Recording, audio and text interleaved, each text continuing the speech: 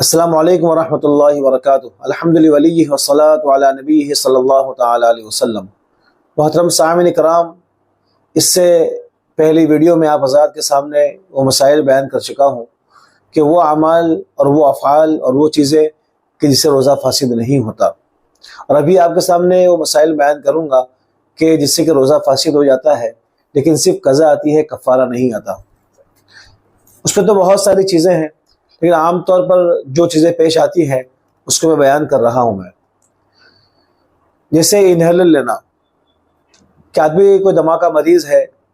اور چھوٹا سی مشین آتا ہے اور منہ میں رکھ کر جو ہے کہ اندر ہوا کھینچتا ہے، اسے روزہ فاسد ہوگا کہ نہیں ہوگا؟ تو اس صورت میں 3 اقوال ہے مفتیان کرام کے۔ پہلا قول یہ ہے کہ آدمی معذور کے حکم میں ہے، یہ روزہ ہی نہ رکھے، اور بعد میں جب وہ صحت یاب ہو جائے تو روزہ رکھے، اگر صحت یاب نہ ہو بعد میں تو فدیہ دے دے۔ دوسرا قول یہ ہے کہ اس سے مطلق روزہ فاسد نہیں ہوگا، کہ اس سے کوئی چیز پیٹ میں نہیں جاتی ہے، وہ پھیپھڑوں میں جا کے اٹک جاتی ہے، پیٹ میں نہیں جاتی ہے، لہٰذا اس سے روزہ فاسد نہیں ہوگا۔ تیسرا قول یہ ہے کہ روزہ رکھ لیں اور احتیاطاً بعد میں صحت یاب ہو جائے تو اس کے روزے قضا کرے، اور یہی تیسرا قول جو ہے یہ بہتر ہے، اور اس میں احتیاط بھی ہے کہ آدمی روزہ رکھ لے، اور دمہ کا مریض ہے تو انہیلر وہ استعمال کر سکتا ہے، لیکن رمضان کے بعد جب بھی وہ صحت یاب ہو جائے تو روزے کی قضا کر لے، یا ایک صحت یاب نہ ہو تو احتیاطاً فدیہ دے دے۔ نمبر 2، قصداً قے کرنا۔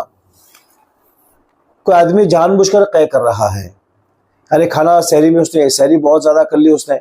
اب بہت پریشان ہے،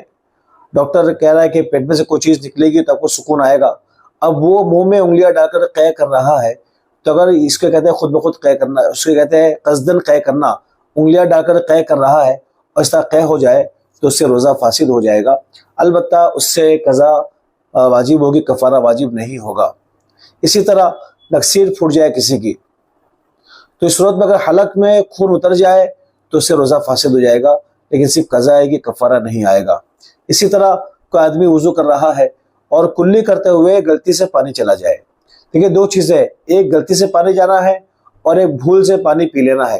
بھول کا مطلب یہ ہے کہ انسان کو روزہ یاد ہی نہیں ہے اور پانی کا گلاس لے اور گٹگٹا کر پی لے، اس کو روزہ یاد ہی نہیں ہے تو اس سے روزہ فاسد نہیں ہوگا۔ اس صورت میں حکم یہ ہے کہ اگر کوئی آدمی، بوڑھا آدمی اگر پانی پی رہا ہے، کھا پی رہا ہے تو اسے روکنا ٹوکنا نہیں چاہیے۔ اگر جوان تندرست ہے اور وہ بھول سے پانی پی رہا ہے، کھانا کھا رہا ہے تو اسے روک دیجیے کہ بہترا روزہ ہے۔ اب یہاں پر جو مسئلہ ہے غلطی کا مطلب یہ ہے کہ انسان کو روزہ یاد ہے لیکن کلی کرتے ہوئے ایک دم سے پانی چلا جائے، جسے خطا کہتے ہیں، تو اس صورت میں خطا ہو جائے تو روزہ فاسد ہو جائے گا، لیکن صرف قضا آئے گی، کفارہ نہیں آئے گا۔ اسی طرح ناک میں دوائی ڈالنا، کہ ناک میں کوئی آدمی دوائی ڈالے گا تو اس صورت میں چونکہ یہ اس کے دماغ تک، جوف دماغ تک جو ہے کہ دوائی پہنچ جاتی ہے، لہذا اس سے روزہ فاسد ہو جائے گا۔ اسی طرح کان میں دوائی ڈالنا، کہ ہمارے جو قدیم فقہاء ہے ان کی تحقیق تو یہ ہے کہ ایک منفذ ہے کہ اس کے ذریعے دماغ تک ہوا پہنچ جاتی، دماغ تک دوائی پہنچ جاتی ہے، اس سے روزہ فاسد ہو جائے گا۔ لیکن آج کی سائنسی تحقیق اس میں یہ ہے کہ یہ منفذ نہیں ہے، اس کے ذریعے سے دوائی دماغ تک نہیں پہنچتی ہے، یہ کوئی سوراخ نہیں ہے، اگر پہنچتی بھی ہے تو سوراخ کے ذریعے نہیں پہنچتی ہے، رگوں کے ذریعے پہنچتی ہے۔ تو اس صورت میں آج کے مفتیان کرام کی تحقیق اور سائنس کی تحقیق کے مطابق ان کا جواب یہ ہے کہ اس سے روزہ فاسد نہیں ہوگا، لیکن اگر مجبوراً کوئی دوائی ڈالتا ہے تو احتیاطاً بعد میں قضا کر لے تو یہ اس کے لیے بہتر ہے۔ اسی طرح مشت زنی کرنا، کوئی آدمی اپنے ہاتھ سے ہی اپنی منی کو زائل کرے تو اس سے روزہ فاسد ہو جائے گا، البتہ روزہ اس سے قضا لازم ہوگی، کفارہ لازم نہیں ہوگا۔ البتہ یہ عمل بہت خطرناک عمل ہے کہ انسان اس کے ذریعے بہت سارے گناہوں میں مبتلا ہوتا ہے، اور یہ ساری چیزیں اس وقت پیش آتی ہے جب انسان گندی چیزوں کو دیکھنے کا عادی ہو یا بدنگاہی کا عادی ہو۔ اللہ تعالیٰ ہماری حفاظت فرمائے۔ اسی طرح کوئی شخص اگر رمضان کے مہینے میں اپنی بیوی سے بوس و کنار کرے اور چما چاٹی کرے، بوس و کنار کرے، اور بوس و کنار کرنے کی وجہ سے اسے انزال ہو جائے، ہم اس طرح نہیں کر رہا ہے لیکن صرف بوس و کنار کرنے کی وجہ سے اس کی منی نکل جائے، تو اس صورت میں روزے کی قضا کفارہ نہیں آئے گا۔ جن لوگوں کو اپنے آپ پر قابو نہیں ہے ان کے لیے بہتر یہی ہے کہ رمضان کے مہینے میں دن کے وقت اپنی بیوی سے بستر الگ کر کے ہی سوئے۔ ایسے بہت سارے مسائل ہمارے سامنے آتے ہیں کہ انسان کو پتہ ہی نہیں ہوتا ہے کہ رمضان کے مہینے میں ہم بستری کرنے سے قضا واجب ہوتی ہے، کفارہ واجب ہوتا ہے۔ ایک صاحب کو معاملہ ہمارے سامنے آیا، اس نے کہا کہ مفتی صاحب میں تو زمانے سے جو ہے کہ بیوی سے رمضان کے مہینے میں ہم بستری کر رہا ہوں، مجھے معلوم ہی نہیں ہے کہ اس سے روزہ ٹوٹ جاتا ہے۔ تو یہ مسائل بہت غور سے سنیں اور دوسروں تک پہنچائے، تاکہ ایسے ہمیں لگتا ہے کہ ہمیں معلوم ہے تو بہت سو کو معلوم ہے، لیکن آپ کو زمانے میں ایسے بہت سارے مل جائیں گے کہ انہیں کچھ بھی معلوم نہیں ہوتا ہے۔ تو یہ مسائل کو عام کریں تاکہ لوگوں تک صحیح مسئلے پہنچے اور لوگوں کا دین بچے اور روزے بھی ان لوگوں کے بچے۔ اسی طرح میں نے بتایا کہ بوسو کنار کو انسان کرتا ہے تو اس سے روزہ فاسد ہو جاتا ہے اگر انزال ہو جائے تو۔ اگر انزال نہیں ہوتا ہے تو بوسو کنار کرنا اس کے لیے سخت مکروہ ہے، اس لیے کہ یہ انسان کو جماع تک پہنچانے والا ہے۔ اسی طرح کوئی شخص روزہ رکھا اور روزہ رکھنے کے بعد بیمار ہو گیا، اتنا سخت بیمار ہوا کہ ڈاکٹر نے کہا کہ اسے روزہ توڑ کر دوائی اس کو کھانی ہی پڑے گی، خوراک لینی پڑے گی اس کو۔ تو اسی صورت میں اس کو چاہیے کہ دوائی لے لے، خوراک کھا لے دوائی کی، اور اس سے روزہ فاسد ہو جائے گا، البتہ صرف قضا آئے گی، کفارہ نہیں آئے گا۔ اسی طرح انیما لینا، کسی کو بہت سخت قبض ہو گیا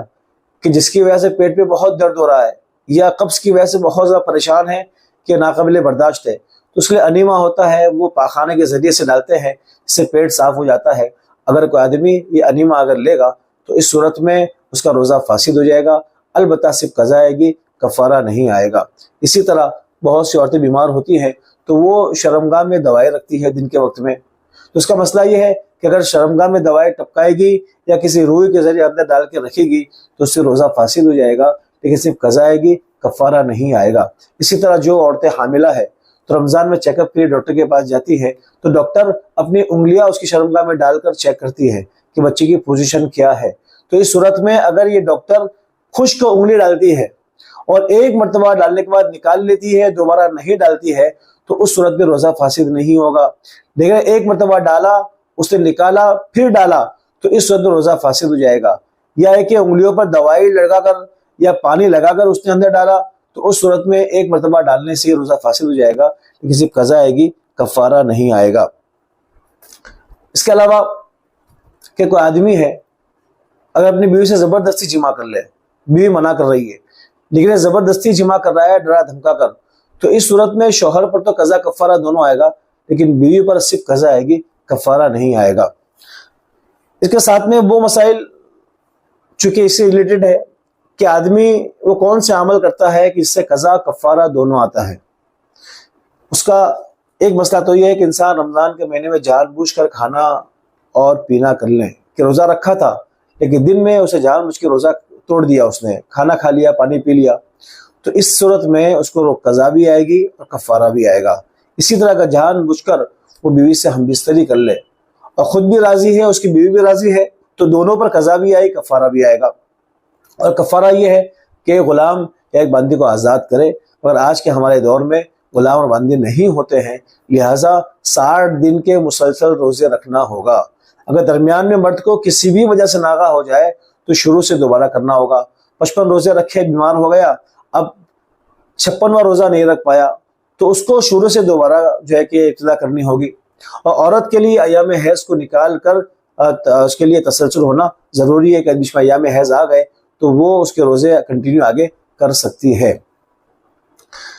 البتہ اگر کوئی بہت بیمار ہے، اب وہ روزہ نہیں رکھ سکتا 60 دن کے مسلسل، تو اس صورت میں حکم یہ ہے کہ 60 مسکینوں کو صبح شام آسودہ ہو کر کھانا کھلائے۔ یہ مسائل تھے کہ جس سے روزہ